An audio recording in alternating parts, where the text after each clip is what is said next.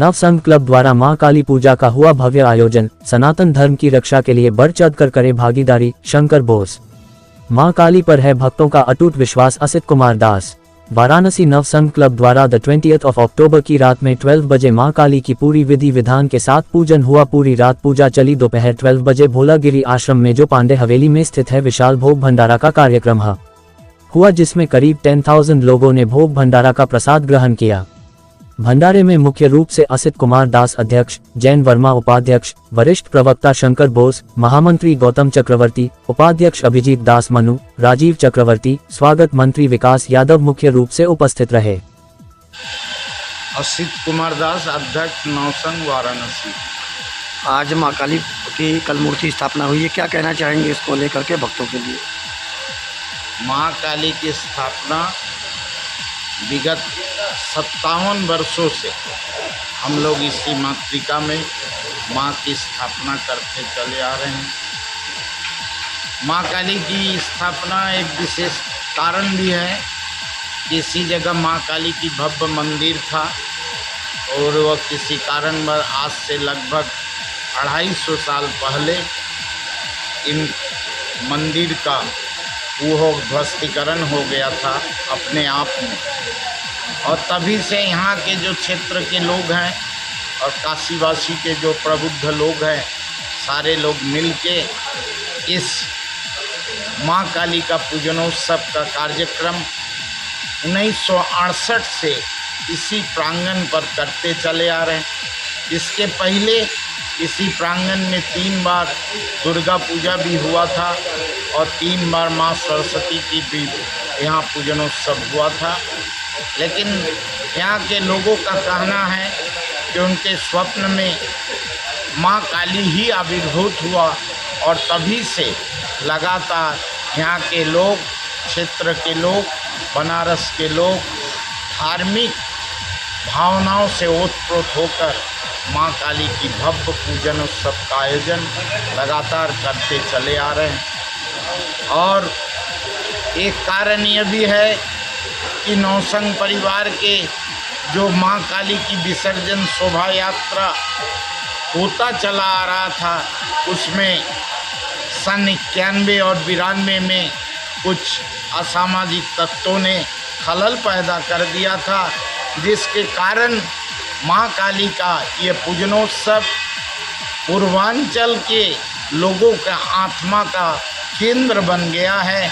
और तब से मां काली का पूजनोत्सव का ये कार्यक्रम और विशाल और भव्य तरीके से काशी की जनता के सहयोग से, क्षेत्रीय जनता के सहयोग से हम लोग सफलतापूर्वक अभी तक करते चले आ रहे हैं।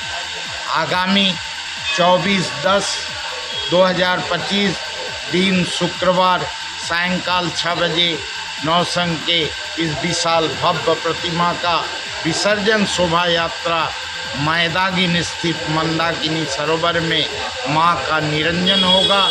और सभी काशीवासियों से मेरा विनम्र प्रार्थना है कि इस नौसंग परिवार द्वारा प्रतिष्ठापित मां काली की प्रतिमा के विसर्जन शोभा यात्रा में आप स्वयं उपस्थित होकर नौसंग परिवार द्वारा आयोजित सनातनी हिंदू धर्म की रक्षा के लिए वह आगे आकर नौसंग परिवार का सहयोग प्रदान करें।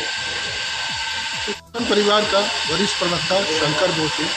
क्या क्या कार्यक्रम आयोजित है? आज से कार्यक्रम 19 तारीख को रात को मां को बैठाया गया और कल 20 तारीख को रात में 11:19 में मां की पूजा शुरू हुई, जो कि पूरी रात पूरी विधि विधान के साथ चला। उसमें बलि प्रथा का कार्यक्रम है हमारे यहाँ, काल कुमरों का बलि होता और भोर 5 बजे तक पूजा इसी रात्रि में हुआ। उसके बाद आज सुबह हम लोग भोलागिरी आश्रम में विशाल भंडारा का आयोजन किए हैं, जिसमें दूर दूर से काशीवासी आएंगे और मां का प्रसाद ग्रहण करेंगे। कितने की संख्या में भक्त इस भंडारे में शामिल होते हैं? कम से कम 7 से 8 हज़ार लोग भक्त आएंगे और भंडारे का प्रसाद पाएंगे। उसके बाद हमारे शाम को 6 बजे क्लासिकल कार्यक्रम है, सांस्कृतिक कार्यक्रम है। 22 तारीख को हमारे यहाँ कैंट विधानसभा के विधायक सौरभ श्रीवास्तव जी के हाथों से कंबल वितरण का कार्यक्रम है।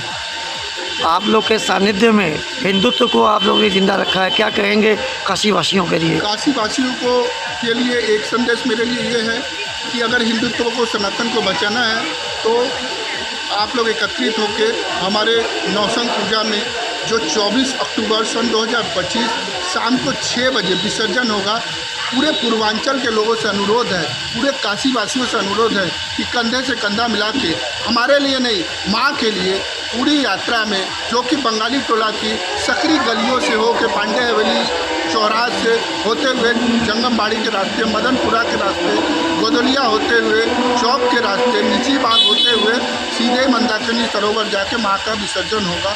इसमें अधिक से अधिक लोग पूरे पूर्वांचल से, काशी से आके हमारा सहयोग करें, माँ के विसर्जन को सफल करें।